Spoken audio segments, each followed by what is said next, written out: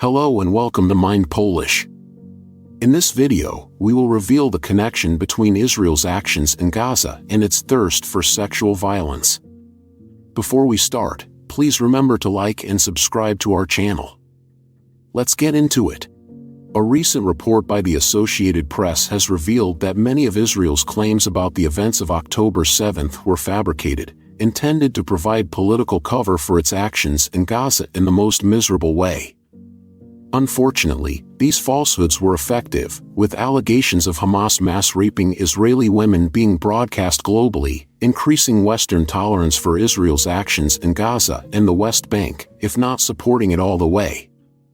As a result, major news outlets that propagated these lies bear responsibility for the resulting violence against Palestinian children and should be held accountable. Media outlets like the New York Times, BBC, and CNN are now extremely complicit in these actions, and this journalistic moral failing should be acknowledged. These firms must be held accountable for enabling a genocide as well as many other crimes committed by Israel. This tactic mirrors strategies used by historical oppressors, accusing others of crimes they themselves commit, like having or using weapons of mass destruction, which resulted in the loss of more than 1 million innocent Iraqis. In this case, Israel's record of sexual violence stands out starkly as a projection on Palestinian resistance to their oppression. No country is more implicated in sexual violence and criminality than Israel in this context, and we will see why. Israel has been widely characterized as a safe haven for pedophiles, with laws that permit Zionist sex offenders to reside freely in the occupied Palestinian territories, allowing them to continue their harmful activities. Even better, the sheer amount of those who flee persecution from around the world are harbored in Israel. This troubling description is supported even by the right-wing Jerusalem Post and an English-speaking Israeli television network. In a nation with a population of less than 9 million, over 230 women are raped daily, potentially making Israel not only the rape capital of the Middle East but possibly of the world. Palestinians are the primary victims, since the Zionists have unlimited supply of them. First of all, I'm very sad to say, but Israel is a country which has a pandemic of sexual violence. You can ask various questions why. Some of them can be answered as being a very conservative society. Still, parts of the country are conservative. We are a militaristic society, and that influences the way men treat women. And one more thing, you can see in our next Knesset, what is the percentage of religious parties and parties who do not have women.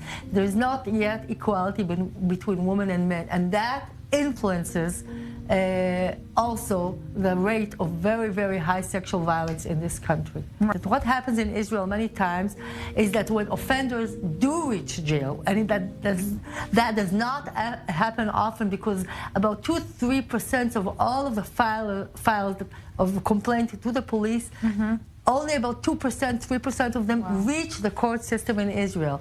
And then when they finally reach the court, many times the judges in Israel who do not have yet systematic knowledge about the influences of sexual violence, many times they say, oh, we have to rehabilitate the predator. And they see his mother in the court crying. Maybe he was only 17 or 18. Maybe he was a very good IDF soldier. You know, in Israel, these things count.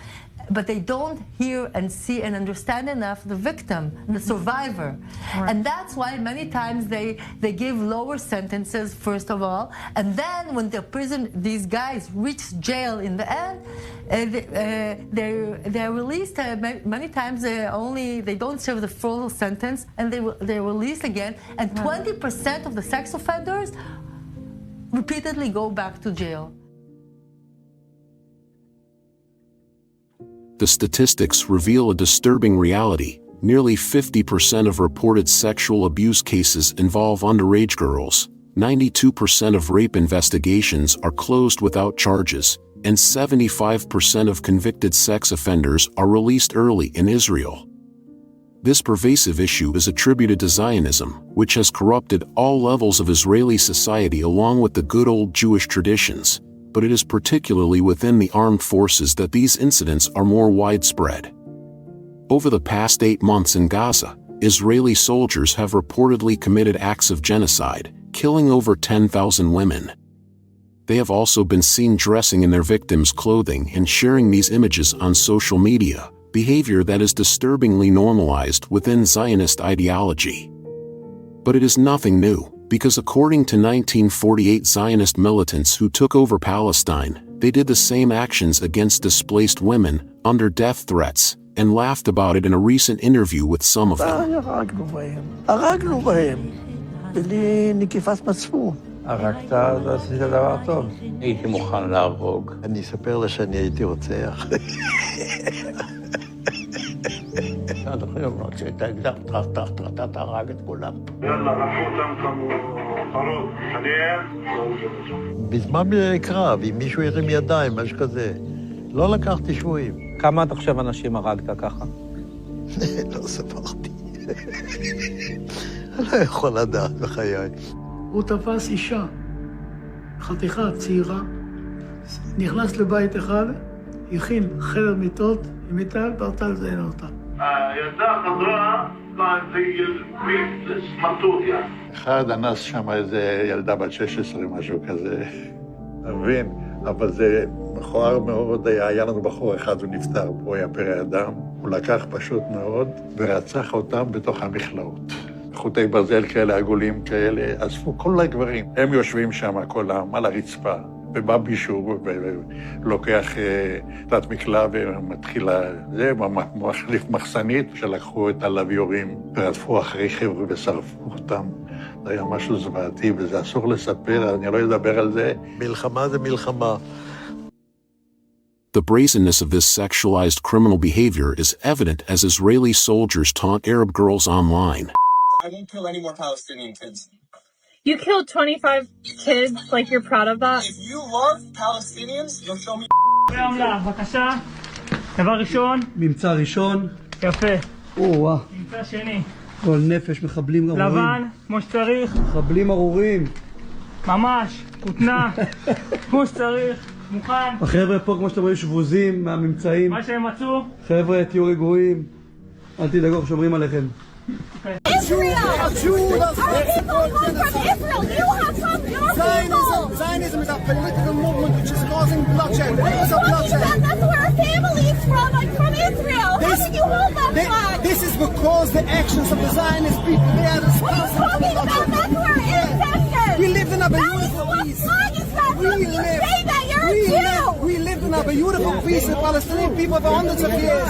How can you say that? You're not a Jew! You're not a Jew! How dare you! When Zionism came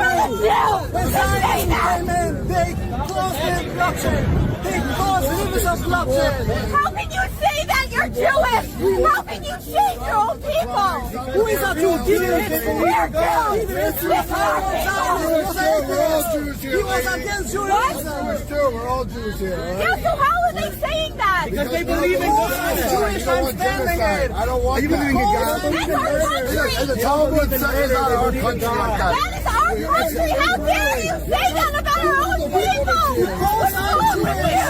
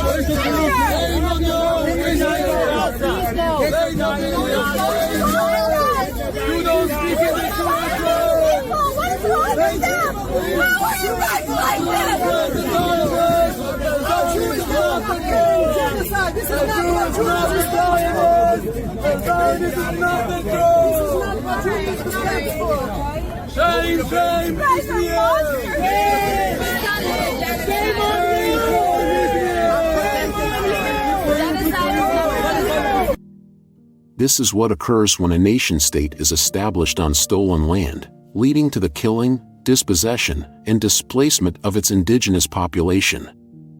This is the type of sexual violence Israel has inflicted on Palestinians for decades. Zionism represents an ethno-nationalist ideology that promotes depravity, racism, toxic masculinity, and militarization, key elements that underpin every fascist movement. The Israeli military has historically used rape and sexual assault as a weapon of war against Palestinians, as we have already mentioned, so this is not an abnormal or fringe behavior. Soldiers frequently sexually harass women at military checkpoints and detention centers in the occupied territories. Meanwhile, some normal civilians wear T-shirts encouraging the shooting of pregnant Palestinian women with the slogan 2 kills for 1 shot, showcasing that a large sum of the population may not be that normal. This persistent dehumanization leads to ongoing sexual violence, which is currently happening in Gaza. Even the United Nations has accused Israel of raping and sexually assaulting Palestinian women amidst its military operations. These women, along with eyewitnesses, recount their harrowing experiences of being forcibly stripped, blindfolded, assaulted, brutalized, and raped by Israeli soldiers who raided their homes and killed their husbands. For example, Amina Hussein was kidnapped by Israeli soldiers on December 28 and held hostage for 6 weeks. While Israel fabricates stories of Zionist women being raped by Palestinian resistance groups, Israeli occupation soldiers are, in reality, raping and sexually assaulting female Palestinian hostages to their heart's content. The media's silence on these issues, even after the Associated Press debunked Israel's false allegations, highlights how Israel has influenced Western media to accept a distorted version of reality. This situation makes it clear that no matter the crimes committed against Palestinians, they are never portrayed as the victims. Instead, Western media reserves victimhood for Israelis, even when they are responsible for acts of genocide and rape. Whether you call it Holocaust guilt or Zionist manipulation, the effect is the same. على غرفة كبيرة كتير كانت أتفاجأ أن كل البنات مشلحات الأسيرات كل مشلحات يعني أنا بعد ما طلعت من الغرفة البنات بيقولوا لي ليش بتطلع قلت لهم أنا بتطلع أنا اتفاجأت إنه كل.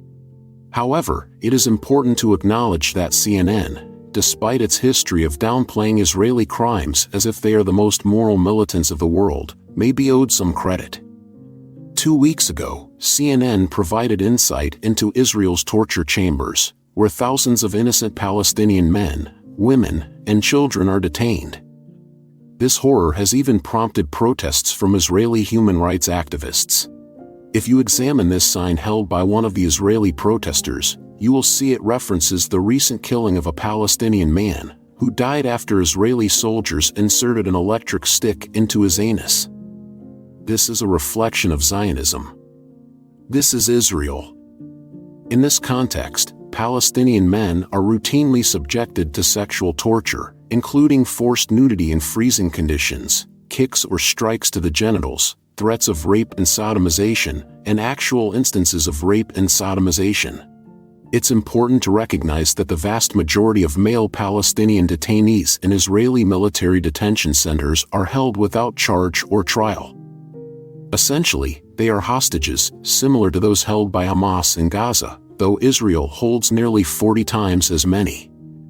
Furthermore, as mentioned earlier, Israel has become a safe haven for pedophiles, which is why it is not surprising that Palestinian children also face rape and sexual assault. One Israeli human rights group reports that 69% of detained Palestinian children are stripped naked. I was part of the human rights vetting process for arms going to Israel, and a charity called Defense of Children International Palestine drew our attention at the State Department to the sexual assault, actually the rape, of a 13-year-old boy that occurred in an Israeli prison in the Mosque in Jerusalem. We examined these allegations. We believed they were credible. We put them to the government of Israel. And you know what happened the next day? The IDF went into the DCIP offices and removed all their computers and declared them a terrorist entity. While another group found that over 40% of these children are sexually assaulted in some form. Now, think about this for a moment. Imagine your child being kidnapped by foreign soldiers from your home in the middle of the night, then taken away, stripped naked, and assaulted in front of other threatening soldiers. The outrage would make anyone go after those soldiers with vengeance. Zionism shares more similarities with European supremacy and neo-Nazi beliefs than it does with the Jewish religion, as no respectable rabbi would endorse such heinous actions. Israeli behavior, in fact, is not only antithetical to Jewish teachings, but also anti-Semitic. These racist attitudes also drive Israel to commit acts of sexual violence against non-white Jews. Ethiopian Jews were seen as undermining the Zionist dream by diluting Israel's white European population. To counter this demographic change, the Israeli government enforced forced sterilizations on thousands of Ethiopian Jewish women who supported Zionism, an atrocity similar to those committed by the Nazis in the 1930s and akin to China's treatment of Uyghur women in Xinjiang today. This illustrates the depths to which the Zionist state will sink, even against Jewish people with the wrong skin color. As you can see, Zionism and sexual violence are deeply intertwined. These reports are rarely covered by mainstream media, which is why our show is dedicated to uncovering the harsh realities of Israel and its Zionist ideology. Understanding these truths highlights how this criminal enterprise can never be normalized and must always be opposed. That's it for today. Please don't forget to subscribe to this channel, and we kindly ask you to please support our effort to expose and confront injustices in the Muslim world the best you can. We can't produce, sustain, and grow this channel without your help. Thank you for watching, and until next time.